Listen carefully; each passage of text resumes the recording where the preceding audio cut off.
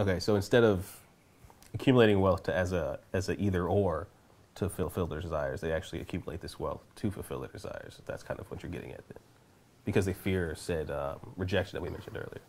Yeah, it's kind of really confusing to me, particularly the profession that I'm in, where I've personally experienced having a female client, a woman who's a divorcee, coming to me and looking at the sort of progression of the money before it hits my hand. What I've got is, here's a guy who has taken all of this time to make all of this money to get himself into a situation where he can have all of these things to bring a woman into his life, who then comes into his life. They end up getting divorced. She gets half of his money that he's worked all hard for, and then comes and puts the money in my hand.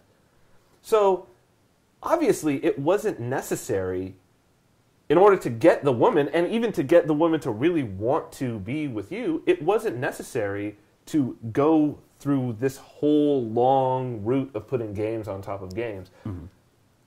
There's something else. There's something underneath. There's something that she wanted in the first place that any man really could provide if he was willing to take the time and make the alterations in his own life, in his own lifestyle.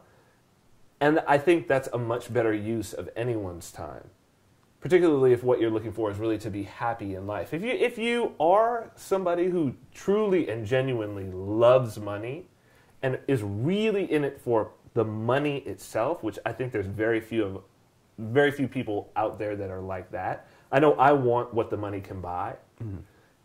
But ultimately, we want to be happy. We want to feel fulfilled. And at whatever level that is, I think for most people it's very basic.